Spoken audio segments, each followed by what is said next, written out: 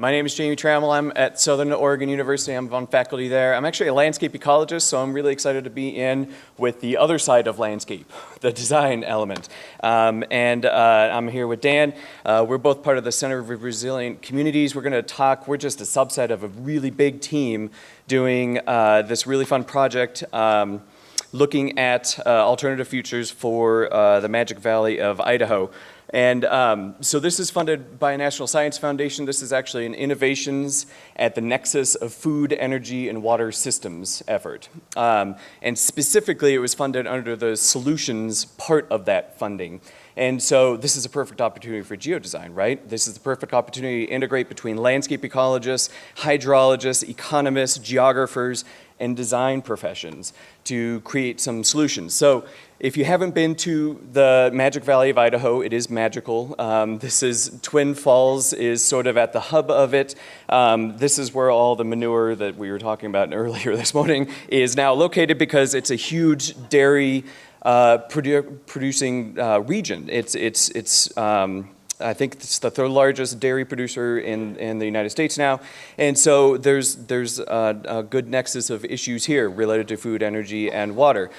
This gives you a transect of sort of the ecoregions. It's a typical high mountain kind of desert environment, although there's a decent amount of precipitation in the fall that comes both as snow and winter.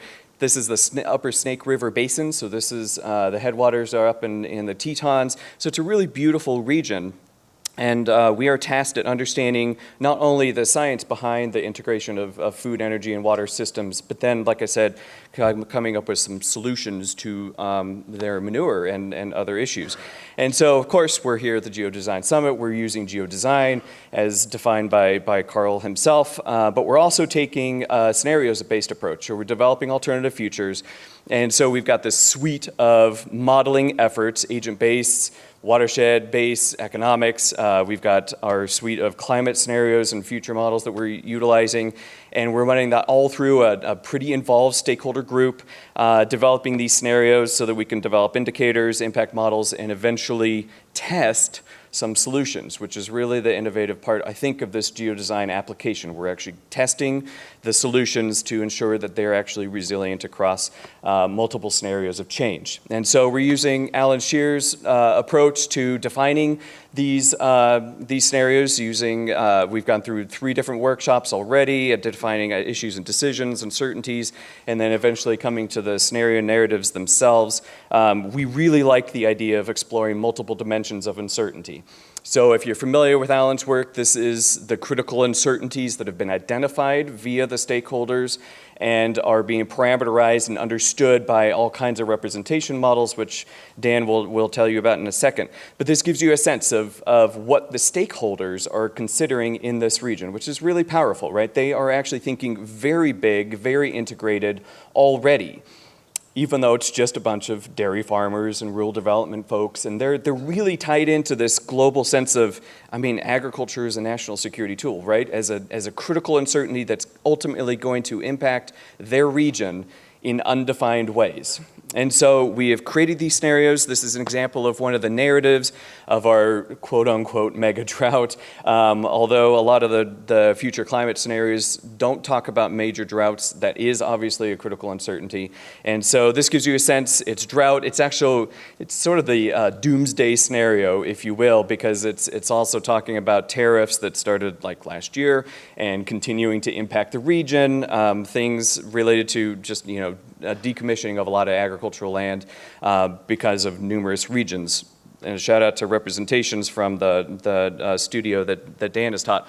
And so it's a very integrated approach. We're looking at the climate futures. We're actually choosing climate scenarios that fit the narratives. So we're looking across all the best ones that perform for the region. We're doing it in the truly integrated fashion.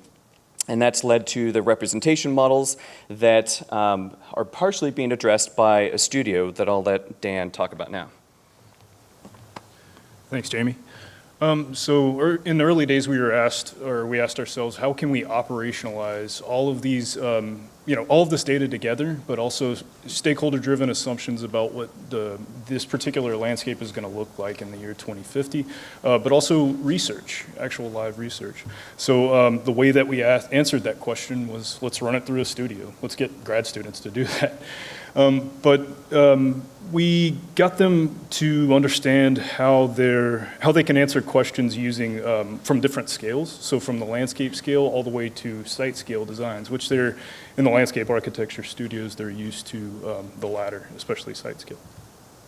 So with the change models, they were each given a particular narrative, and they created land use, land planning models. Some with consistent layer files, as you can see, some not, but they developed these scenarios of landscape change for the year 2050. They're posed with this simple, plain English question for evaluation to evaluate these scenarios. What makes a landscape good? They didn't like that question too much, so they gave a revision to it, which I'm very happy to see that. What makes a landscape resilient? And me being the educator that I am, I asked, okay, so what's your definition of resilience? How can you pinpoint and tell me what what are the core tenets of resilience? So their answer to that was, let's take sustainability and let's add on to that. So they developed the 5 E's.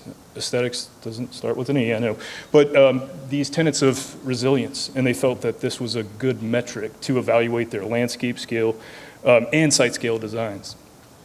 So after that, we developed our own metric using survey questions where students were asked, are given pre and post surveys for self-reported data of what they learned. These were based off of the sustainability competencies by CLARB and then also by LABACR, the landscape architecture body of knowledge. And they developed these macro tools using Model Builder to assess at the landscape scale what that would look like. Again, for the site scale, they used their own rubric to evaluate themselves and evaluate their own team. So in a lot of ways, they became the stakeholder group for evaluation. And across the board, just showing these results or looking at the standard deviation, they all showed percent increase across the board for what they've done with the results, especially on the geospatial end. So a lot of their designs definitely showed evidence of learning, whether they realized that through the pre and post surveys or not. And here's some of the efforts that they produced, which we're using as the first draft of our first iteration for the INFEWS project for the National Science Foundation grant. And this is just a quick way to get an understanding for the first turn of the crank of how stakeholders can understand a landscape in terms of processing. And these are some landscape scale examples of how that was used during the studio and some student work. Especially, coming up with solutions, that was the hardest part because, they change per scenario, depending on if they're using conservation agricultural BMPs or an agricultural protection zone. It really dependent upon the question or the narrative that was posed to them. And the same thing with looking at urban growth and expansion. They started to work from the landscape scale all the way to the site scale to understand how change could impact a particular area. Again, some evidence of what they're typically used to seeing at the site scale in terms of landscape architecture design. So I'll just go through these pretty quickly. And then lastly, I'll just mention that this helps the stakeholder group, but also the students understand what that transition looks like from multi-scalar dimensions for a project. Thank you so much.